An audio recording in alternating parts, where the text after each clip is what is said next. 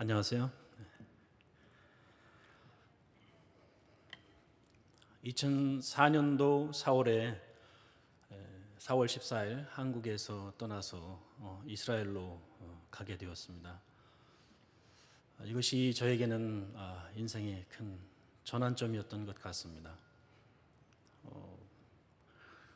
한국을 떠나기도 쉽지가 않았었고요. 또 이스라엘에 입국해서 들어가는 것도 또 쉽지가 않았었습니다.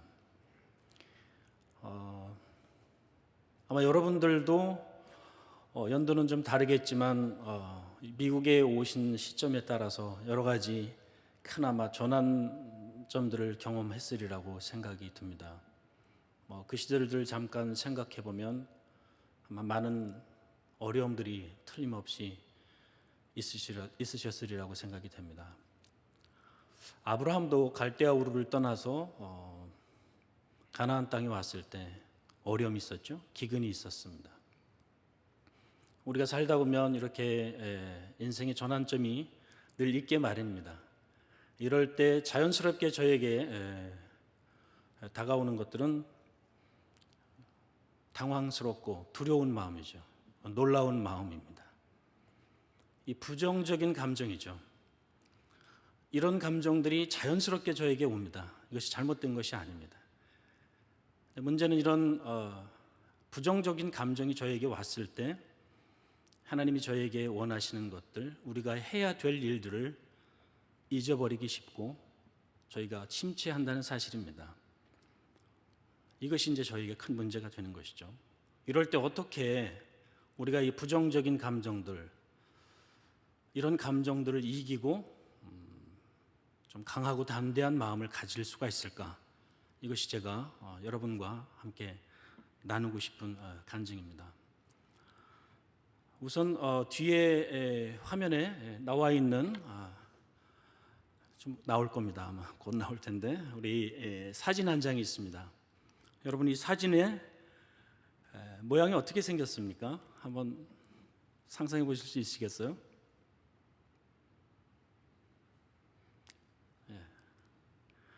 이것은 우리가 오늘 읽었던 본문 말씀 1장 3절 말씀하고 일치합니다. 우리 발자국 모양처럼 생겼죠? 그렇죠? 사진이 아마 2장일 텐데 한번 또 보여주시면 되겠습니다. 다시 한번 이렇게 뒤로 해주시면요. 꼭 발자국 모양처럼 생겼죠?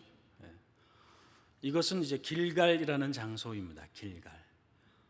길갈이라는 장소인데 이 장소는 하이파, 그러니까 갈멜산, 엘리야 한 선지자와 바알과 아세라 850 선지자가 영적 대결을 벌였던 갈멜산이 있는 하이파에 하이파 대학교에 아담 교수님이라는 분이 계신데요. 교수님은 여호수아 시대 민족 태동기 전문가이십니다. 그래서 이분이 므낫세 지파의 땅을 중심으로 연구를 했는데 이 발자국 모양의 장소들을 몇 군데 발견을 했어요. 이 발자국 모양이 장소들이 길갈이라고 이렇게 주장을 하십니다. 그래서 길갈은 한 장소가 아니고 여러 장소이다, 길갈들이다, 이렇게 재미있는 이론을 내놓으셨습니다. 자, 그러면 우리 1장 3절에 보면 내가 발바닥으로 밟는 곳을 다 너희에게 주었느니 이렇게 말씀했죠, 그죠? 발바닥으로 밟는 곳, 이 모양이 바로 길갈에 있는데 이것을 왜 400m 운동장 트랙처럼 이렇게 만들지 않고 발바닥 모양으로 만들었을까? 참 재미있는 사실이죠. 여리고성을 7바퀴를 돌아서 정복을 했죠. 창과 칼을 들고 싸운 것이 아닙니다. 이 아담 교수님의 이론에 의하면 이렇게 돌로 발자국 모양의 원을 만들고 그 안에 보면 이제 돌이 있어요. 12돌이 있고 그리고 거기 들어가는 입구도 있습니다. 그래서 예배를 드리기 전에, 제사를 드리기 전에 이 발바닥 모양의 트랙을 따라서 돌았다는 겁니다. 발바닥 모양의 트랙을 돌면서 어떤 생각을 했을까요? 1장 3절에 내가 발바닥으로 밟는 곳을 다 너희에게 주었노니, 이 말씀을 생각했을 것입니다. 여러분들 오늘 아침에 오시면서 다 걸어서 오셨죠? 미국은 머니까 차를 타고 아마 오셨을 겁니다. 차를 타든 비행기를 타든 사실 우리가 걷는 것과 다름이 없죠. 그럴 때마다 우리가 하나님께서 우리가 발바닥으로 밟는 곳을 다 우리에게 주셨다, 이 말씀을 확인해 주시기 바랍니다. 여기서 중요한 것은 발바닥으로 밟는 곳을 다 너희에게 주었노니 하는 이 동사입니다. 이 주었노니, 이것은 과거 형태입니다. 눈 테트눈 눈 바브, 이렇게 해서 이제 과거 형태예요. 신약으로 따지면 바울이 로마서에서 너희를 마지막 날에 영화롭게 하셨으니 라는, 영화롭게 하셨으니, 이것도 과거입니다. 이 여호수아에 있는 히브리어나 또 로마서에 있는 그리고 헬라어나 언어는 다르지만 전부 다 시제가 과거입니다. 과거, 현재, 미래가 있죠. 왜 미래에 일어난 일을 과거처럼 표현을 했겠습니까? 그것은 바로 이것을 행하실 분이 하나님이라는 사실입니다. 하나님이 하실 때는 미래에 일어날 일이지만 이미 이루어진 것과 다름이 없는 사실인 거죠. 그래서 이것은 과거나 다름이 없습니다. 우리는 이것을 예언적 과거라고 말합니다. 예언적 과거. 사람이 하면, 내가 하면 변동이 있을 수가 있어요. 실수가 있을 수가 있습니다. 그러나 하나님이 하시면 틀림이 없습니다. 하나님께서 이 말씀을 하시는 분은 누구십니까? 하나님이시죠. 하나님. 내가 발바닥으로 밟는 것을 다 너희에게 주었노니. 아멘이시죠? 네. 매일매일 삶을 통해서 우리가 발바닥으로 밟고 다니는 곳, 달라스. 하나님, 이 도시를 향해서 주님이 예루살렘을 향해서 오셨던 것처럼 올 수 있는 마음을 주시기 바랍니다. 이렇게 기도해 주시기 바랍니다. 또 십자가의 길을 따라서 가는 14초소 중에서 8번째 초소에 가면 주님께서 이렇게 말씀하시죠. 여인들을 향해서 나를 위하여 울지 말고 너희 자녀들과 예루살렘을 향하여 울라라고 이렇게 말씀하시죠. 사실은 이것이 쉬운 것 같지 않습니다. 제가 살고 있는 예루살렘, 베들레헴, 여러분이 살고 계신 달라스, 제가 살았던 서울, 또 고국 대한민국, 미국을 향해서 올 수 있는 마음은 쉽게 오지 않는 것 같아요. 그래서 우리의 기도 가운데 가장 중요한 것은 주님의 마음을 우리에게 달라라고 간구하는 것이죠. 사실 우리의 세세한 필요들을 주님께 아뢰지 않아도 이미 주님께서는 다 알고 계십니다. 중요한 것은 하나님, 주님의 마음을 나에게 주십시오. 이것이 참 중요한 것 같습니다. 자, 그러면 어떻게 강해질 수 있는가? 오늘 1장 9절의 말씀에 보면 답이 있죠. 하나님의 말씀을 묵상하는 겁니다. 묵상. 묵상은 되새김질입니다. 소가 되새김질을 하죠. 이스라엘에서는 소 이야기를 하면 조금 덜 친숙합니다. 낙타 얘기를 해야 알아들 수가 있어요. 되새김질을 하죠. 되새김질. 그리고 이것을 실천해야 됩니다. 그 가운데 기록한 대로 다 지켜서 행해야 돼요. 자, 하나님의 말씀을 묵상한다는 것은 무엇입니까? 내가 좋아하는 말씀을 골라서 잠시 생각하는 것이 아닙니다. 이 말씀을 지속적으로 생각하는 겁니다. 내 가슴 속에 품는 것이죠. 그리고 이 말씀을 계속해서 반복적으로 생각하는 겁니다. 그러면 이 말씀이 나에게 방향을 줍니다. 디렉션을 줍니다. 갈 길을 보여줍니다. 말씀을 묵상하는 이것이 매우 중요합니다. 그래서 하나님의 말씀을 묵상하고 읽고 암송하고 공부하고 듣고 이런 말씀의 손 예화도 있지 않습니까? 하나님의 말씀을 주야로 묵상하는 것, 이게 쉬운 일이 아니죠. 우리의 생각 안에서 하나님의 말씀이 나의 사고방식 전체를 지배할 수 있도록 늘 하나님 말씀 안에서 생각하는 것, 이것이 매우 중요한 것 같습니다. 이것은 저희에게 영적인 힘을 주죠. 저희 어머니가 96이신데 작년에 95세에 치매가 오셨어요. 그래서 중환자실에 들어가셨는데 돌아가실 뻔하셨죠. 그런데 이제 환우들이 드시는 그 캔으로 된 건강식이 있었습니다. 그 건강식을 코로 이렇게 넣어서 그 음식을 드시면서 생명이 연장되셨어요. 에너지가 들어간 거죠. 저희들 아침, 점심, 저녁 여러분 식사하시죠?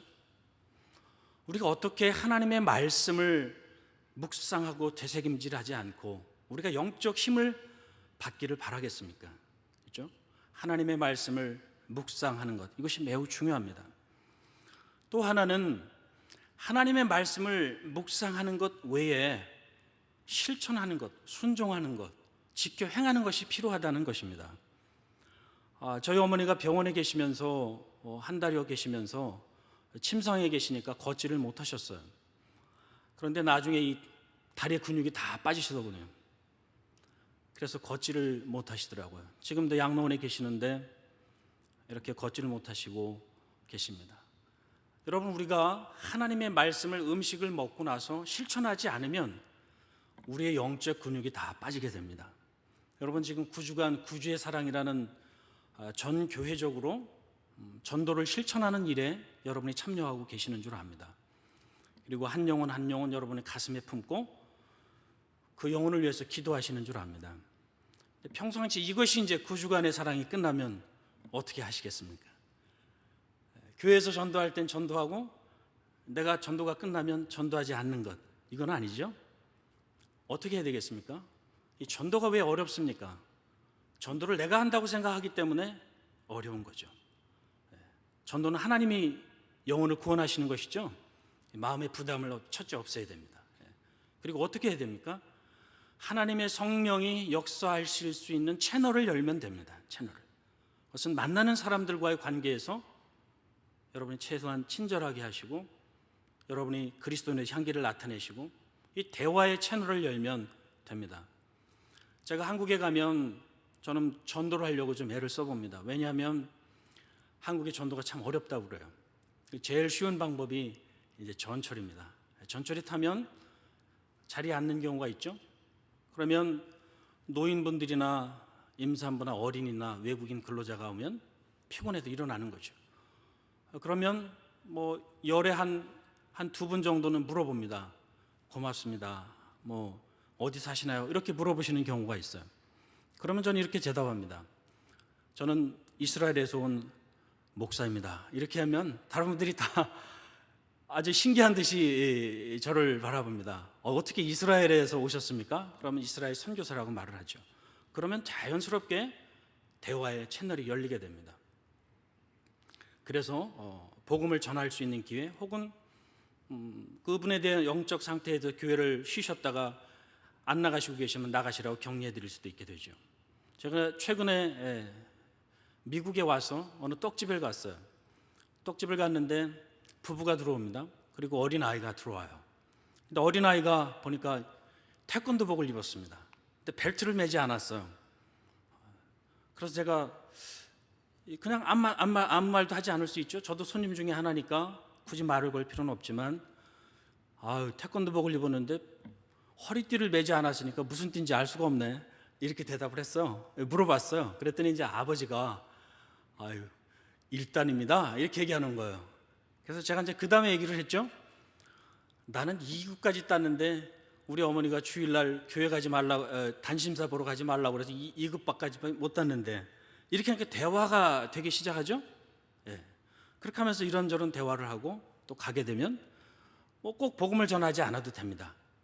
교회에 이렇게 물어보면 얘기를 해주면 되고 그리고 떠나갈 때 여러분 마음속으로 그 아이를 향해서 축복하는 기도를 하는 거죠. 하나님, 저 아이가 훌륭한 사람 되게 해주십시오. 이런 기도를 하게 되는 겁니다.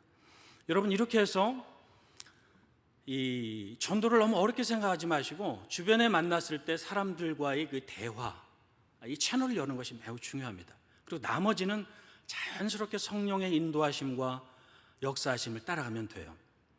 그럴 때 하나님께서 우리 가운데 영혼을 건지는 일을 하실 수가 있습니다. 사람을 낚는 어부가 되게 하실 수가 있는 거죠. 이것이 무엇입니까? 전도는 내가 하는 것이 아니고 하나님께서 하신다. 나는 전도하는 일에 통로로 쓰임을 받는다. 이 단순한 사실이잖아요. 이것을 실천하지 않기 때문에 전도가 어렵다고 생각이 되는 것입니다. 이렇게 우리가 전도를 꾸준히 이렇게 사람들과의 관계를 꾸준히 하게 되면 어떻습니까? 우리가 점점 영적으로 강한 사람이 됩니다. 사람들에게 대해서 열려있는 마음을 갖게 돼요. 기도는 어떻습니까? 여러분, 기도를 하지 않으면, 내 답답한 마음을 하나님께 아뢰지 않으면 누구에게 이 사실을 말할 수가 있겠습니까? 하나님 앞에 내 마음을 털어놓는 거죠. 부부간에 내 마음에 들어있는 이야기를 털어놓고, 부자지간에 내 마음의 이야기를 털어놓고, 친한 친구에게 내 마음을 털어놓고, 이렇게 하지 않습니까? 근데 하물며 하나님 앞에 내 마음을 털어놓고, 그리고 예루살렘을 향해서 우시는 그 주님의 마음을 달라고 기도할 때 그 주님께서 그 마음을 주시지 않겠습니까, 여러분? 그래서 우리가 하나님의 말씀을 묵상하는 것, 그리고 그것을 실천하는 삶을 사는 이 단순한 논리가 저희를 강한 사람으로 만들 수가 있다는 것입니다. 저희가 건강에 문제가 생길 수도 있고, 직장에 문제가 생길 수도 있고, 가정에 문제가 생길 수도 있고, 인간관계에 문제가 생길 수도 있고, 사업에 문제가 생길 수도 있고, 너무나 많은 문제가 우리의 삶에 있습니다. 인생의 전환점은 어느 때이든지 올 수 있어요. 그럴 때 어떻게 우리가 이 전환점, 어려운 점들을 이겨나갈 수가 있겠습니까? 단순한 것입니다. 이 여호수아는 모세 시종이었죠. 항상 모세 부관처럼, 비서처럼 모세를 따르던 사람이었습니다. 그래서 아마 평상시에 그 모세를 잘 수종드는 그런 훈련들이 되어 있을 거예요. 첫째는 매우 중요한 것이 성실함, 책임감. 이것이 매우 중요합니다. 이것이 몸에 배어 있을 때 내가 어떤 어려움이 닥쳐오면 이 요동의 폭이 상대적으로 적어지는 거죠. 제가 6년 전부터 이제 베두인 구제 사역을 하다가 3년 전부터 어린 사역을 시작을 했습니다. 그래서 저희 여기 와 있는 둘째 아들 의섭이와 막내, 제가 이스라엘에서 딸 하나 더 낳았거든요. 늦둥이를 하나 낳아서 지금 이제 막내딸이 하나 더 있습니다. 5학년 11살인데요. 이 두 아이를 베두인 마을에 꾸준히 보냅니다. 매주 토요일 저희가 이제 베두인 사역을 하거든요. 반나절. 왜 그러냐 하면 그 아이들이 베두인 사역을 하는 것이 중요한 것이 아니라, 이 베두인 마을에 가면 이 아이들이 광야에서 살다 보니까 좀 거칠어요. 야성이 있습니다. 마치 양과 염소가 광야를 뛰어다니는 것 같습니다. 돌을 던지기도 하고, 우리 아이들한테 막 조인트를 차기도 하고, 머리카락을 잡아당기기도 하고, 이러니까 아이들이 가기가 싫죠, 그죠? 가기 싫어합니다. 우리 특히 이제 막내딸이 꾀를 냅니다. 아빠, 오늘 내가 배가 아파, 머리가 아파, 안 가려고 그럽니다. 타협을 안 합니다. 지금. 다른 것은 제가 막내딸이기 때문에 다 제가 모든 것을 다 들어주고 하지만, 베두인 사역과 이 베들레헴 교회 어린이 사역만큼은 제가 타협을 하지 않습니다. 무엇을 제가 원하는 겁니까? 성실함, 책임감, 이것을 원하는 거죠. 이것이 평상시에 내 몸에 길러지게 되면 상대적으로 어려움이 왔을 때, 전환점이 왔을 때 요동의 폭이 적어집니다. 그러나 이것으로 충분하지 않죠? 충분하지 않습니다. 진정으로 강함이란 무엇일까? 담대함이란 무엇일까? 남자가 여자보다 강합니까? 여자가 남자보다 강하다고 느껴질 때가 많이 있는 것 같습니다. 또 어떤 남자는 어떤 남자보다 강하고 어떤 남자는 어떤 남자보다 약합니까? 이것은 지극히 인간적인 생각인 것이죠. 진정한 강함이란 무엇입니까?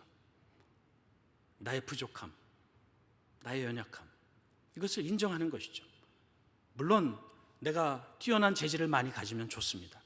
머리도 좋고 열심히 한 이런 열심도 있고 많은 나에게 장점이 있으면 하나님이 나를 더 잘 쓰실 수가 있어요. 그러나 내가 나의 부족함을 인정할 줄 모르면 하나님이 나를 쓰실 수가 없죠.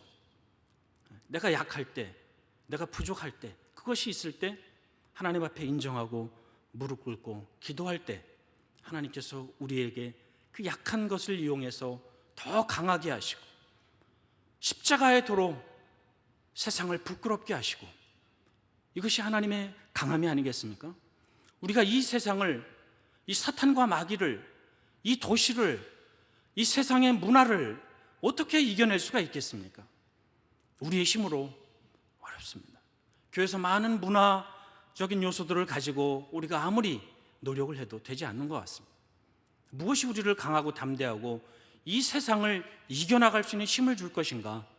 그것은 바로 하나님 말씀밖에 없습니다. 하나님 말씀을 주야로 묵상하는 것, 주야로 묵상하는 것. 이것을 저희들이 실천해야 되고 저희들이 저희 자손들에게 가르쳐야 되겠죠. 저희 이스라엘에 가보니까 아브라함의 하나님, 이삭의 하나님, 야곱의 하나님, 이것에 조금 의미를 알 수 있을 것 같습니다. 왜냐하면 이분들은 철저하게 하나님의 말씀 지키는 것을 열심히 합니다. 물론 이것이 기독교적인, 저희가 아는 복음적인 방법이 아닐 수 있습니다. 그러나 이분들은 철저하게 하나님의 말씀을 지키고 그것을 행합니다. 예를 들어 보겠습니다. 오늘 읽었던 여호수아 1장의 말씀은 장막절이 끝나고 난 이후에 2일 안에 축제를 벌입니다. 그때 읽는 말씀입니다. 이 장막절을 중심으로 1년 동안 유대인식의 성경 읽기 방법이 있어요. 그래서 하나의 중심이 되는 건 토라, 그러니까 창세기, 출애굽기, 레위기, 민수기, 신명기, 이걸 토라라고 그러죠. 원래 이게 하나의 책 아닙니까? 이거를 전체를 읽어 나가는 겁니다. 그리고 나머지 예언서라든지 이런 것을 또 맞춰서 읽습니다. 이 토라를 중심으로 예언서를 맞춰서 읽어요. 이것을 하프토라라고 그래요. 그렇게 하면 1년에 성경을 다 마치게 되죠. 통독을 하게 되는 거예요. 우리가 성경 통독하듯이 통독을 하게 돼요. 그러고 나면 성경 통독이 다 되고 난 다음에 그 이틀 안에 축제를 하는 거야. 기쁨의 축제를 합니다. 그래서 이 여호수아 1장, 이것은 심하트 토라, 심하트는 기쁨의 토라라는 거죠. 기쁨의 토라라는 뜻이에요. 1년 동안 하나님의 말씀을 열심히 읽는 것, 열심히 읽고 그것을 다 읽고 다시 여호수아 1장을 생각하면서 기쁨의 축제를 벌이는 겁니다. 여러분, 우리가 매년 1년이 368일 똑같은 시간이 매년 우리에게 주어지잖아요. 한 해가 가고 두 해가 가고 세 해가 가고 10살, 20살, 30살, 40살, 50살, 선생님 시온이 막 넘었어요. 60이 되고 70이 되고. 세월은 가는데 내가 하나님 앞에 자라가지 못한다면, 세월은 가는데 내 겉사람은 힘이 좀 빠지고 약해지지만 내 속사람이 갈수록 강해지지 않는다면 하나님께 기도해야 되겠죠? 네. 하나님께 기도해서 이 말씀을 가지고 더 강한 사람이 될 수 있도록, 그래서 우리 앞에 주어지는 이 고난들, 어려움들, 이거를 이겨낼 수 있도록. 여러분, 이 고난과 역경은 그냥 오는 것이 아닙니다. 모든 조그만 고난에도 다 하나님의 뜻이 있습니다. 그것은 무엇입니까? 한마디로 말하면 우리를 강하고 담대한 사람으로 만드는 거예요. 이것은 선택이죠. 우리에게 오는 고난들을 어떻게 받아들일 것인가? 우리의 선택입니다. 어떤 관계 속에서의 선택입니까? 우리에게 말씀하신 분이 하나님이시고 나는 그분의 자녀이기 때문에 그 말씀을 통해서 내가 하나님의 자녀로서 이 땅을 살아갈 수 있는 힘, 파워, 이것이 우리에게 주어지는 선택인 것이죠. 그럴 때 하나님 말씀 묵상하고 순종하고 기도할 때 하나님의 힘이 우리에게 공급됩니다. 하나님의 파워가 우리에게 주어집니다. 그래서 그 하나님의 파워를 가지고, 힘을 가지고 조그만 고난, 조금 더 큰 고난, 조금 더 큰 고난, 조금 더 큰 고난을 이겨내는 힘이 우리에게 점점 더 강해지는 거죠. 내 의지와 힘으로, 내 노력으로, 다른 사람의 도움으로 그것을 이겨내는 것이 아니라 하나님이 주신 힘으로 그것을 이겨낼 수가 있는 것이죠. 그래서 우리 아이들이 더 강한 사람이 될 수 있도록, 하나님 안에서 강한 사람이 될 수 있도록 그들을 격려하고 그들이 하나님의 말씀을 더 깊이 읽을 수 있게 해주고 습관이 되어서 그 말씀을 묵상하고 실천할 수 있도록 격려해 주어서 우리 1세대의 믿음이 2세대에 가서 3세대에 가서 4세대에 가서 더 강한 믿음의 가정들이 되시기를 바랍니다. 그리고 우리의 교회가 이 세대에서 그 다음 목사님 갈수록 더 강한 이 세상을 맞설 수 있는 그런 교회가 되시기를 바랍니다. 우리 한인 커뮤니티가 비록 이민사회에서 작지만 달라스에서 한국에 영향을 주고 미국에 영향을 주어서 전 세계로 하나님의 영향을 미칠 수 있는 그런 건강하고 강한 공동체가 되기를 주님의 이름으로 축원합니다. 함께 기도하시겠습니다. 하나님의 은혜가 크고 놀랍습니다. 우리 삶 속에 있는 여러 가지 어려움들, 또 큰 초난점들 잘 이겨낼 수 있도록 하나님 우리에게 힘 주시고 능력 주시기를 간절히 빌고 원합니다. 존귀하신 예수 그리스도의 이름으로 감사하고 기도드립니다.